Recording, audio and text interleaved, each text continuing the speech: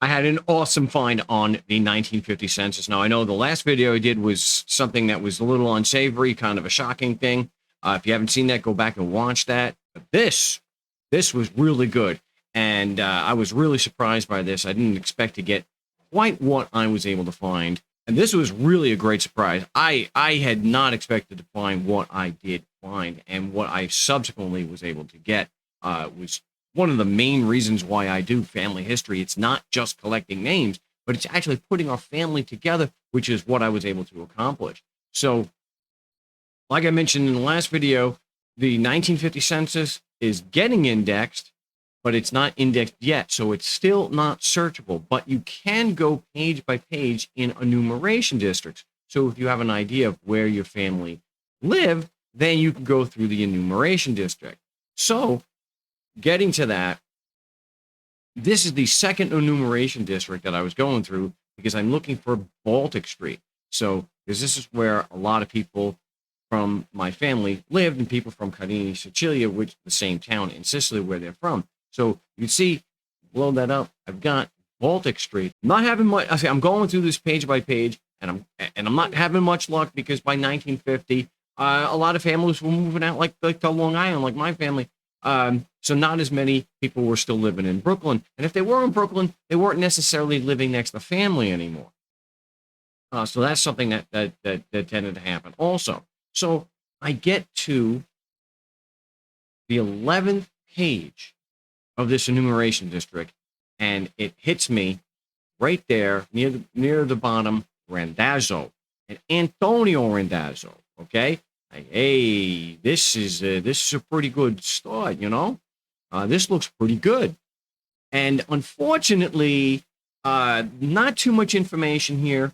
As his son is 18, and named James, which was probably Vincenzo.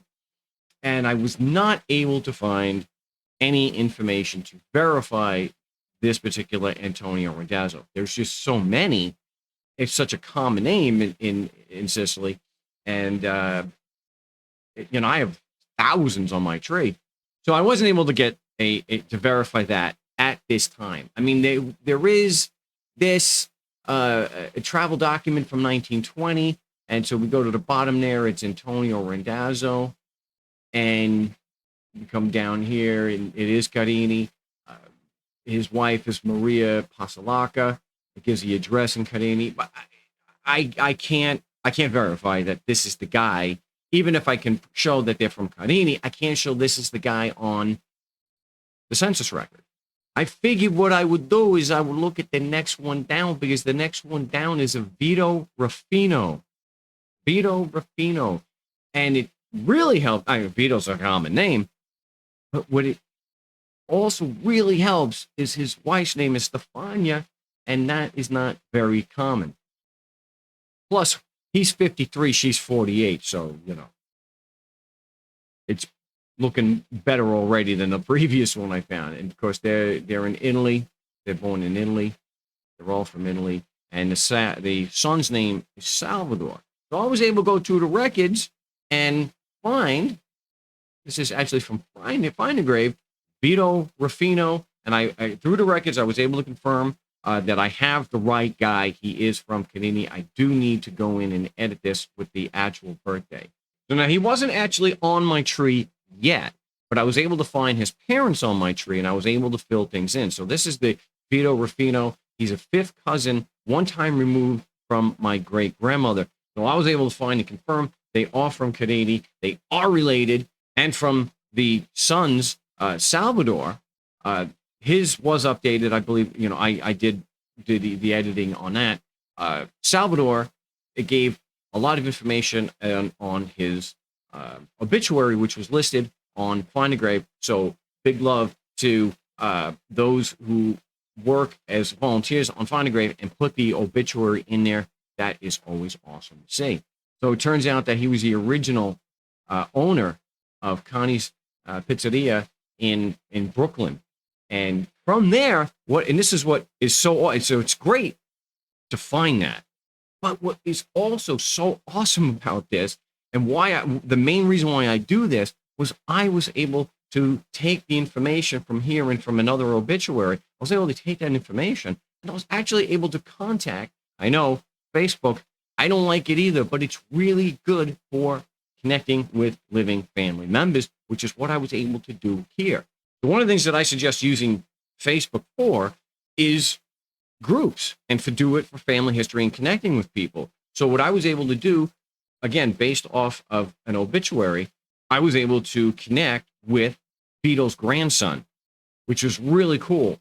And I invited him and I contacted him. He responded right away, which was awesome. And I had a lot of information that he had not had, which is, I love to be able to do that. So if you're looking for family history and breaking brick walls or whatnot, let me know in the comments. And I may be able to help with that. Especially if,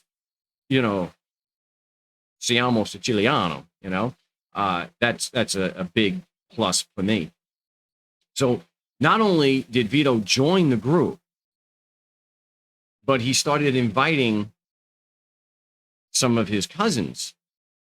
And some I had already had contact with and just didn't know. But it was really cool to have new people join. And so like 10 to 12 new people joined. And they started noticing that other members started noticing, hey, so it turns out that Vito was actually related to a number of people who were already, not just that he was related to me, because we have a distant relation like fourth cousins, but he was also more closely related to members of the group that were there already, which was great. So we get this long thread, and everyone's saying, "Oh, this is my grandfather." So I was able to, from just researching and finding Vito Ruffino's family here on the 1950 census, I was able to then connect with the grandson, who then invited a bunch of other cousins, and I was able to get more information and be able to post that. So it was a really neat experience. I was able to provide a lot of documents for Vito that were not previously known and seen. So this is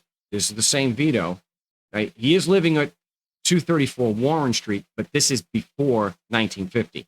And Warren Street's in the same neighborhood. My great-grandparents, my great-grandmother, Ninfa Pecoraro, her brother lived on Warren Street. So it's all in that same neighborhood.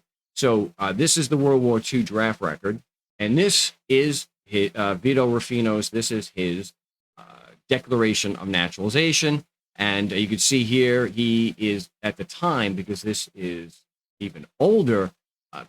This is 1924, so obviously he's not living in the same area, but he's in the same neighborhood. It's 22 Atlantic Avenue, which is right there by the docks. It's right near Baltic Street in Warren.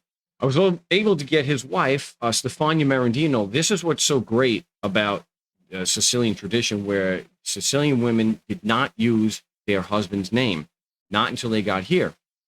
So if you see here on the record, Stefania Marandino Ruffino, which of course is a married name, like my great-grandmother, Ninfa Pecoraro, she came over under the name Ninfa Pecoraro, not Ninfa Randazzo. So when you have something like that, it's really easy to identify and to verify that you have the right person. So Stefania Marandino Ruffino, we got the right one. The age lined up, and she's third down from the top. And we can see here, she's third down from the top. She's there to see her husband, Vito Ruffino, and they're living on Warren Street, which is the same address from the World War II record. What's also really cool was I was able to get for everybody the 1899, the February 22nd, 1899 Carini, Sicilia baptism record. So you see here, we have, and they use the Latin Vitus, I think Vitus, and they actually, for a short period of time in the records, they would put the marriage information. So we see here, 28 October 1928, Stefania Marandino is who he married. And what's really interesting on this particular one, and I know this probably, it's just a coincidence, but because I started this because I was interested in trying to connect this Antonio Randazzo, and of course I did with Vito Ruffino, but when we look here on this particular baptism record, right here, we see right here, it's Antonio Randazzo, which born the 26th of February or baptized of February 26th, 1899. Probably just a coincidence. It's not, again, I can't verify it's the same guy. Now, that would be really cool, though, if they were born just a few days apart and then they wound up immigrating and living right next door to each other in Carini. So I don't know. That would be really cool. But so far, just awesome experience. I'm really glad to have all the new members.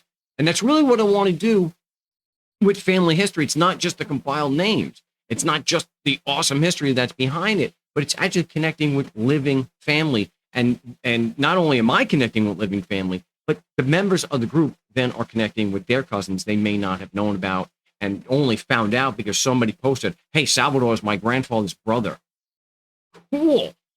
So it was a really neat experience, and all that was done just from going through the 1950 census, one page at a time, looking for particular names in this certain neighborhood that I already know my family and people from Carini, Sicilia, immigrated to. So thanks for watching. Got a whole lot more that I'm going to be doing on the 1950 census, so I will post as I get them. So dig in because we can have really, really great experiences and connect with our family.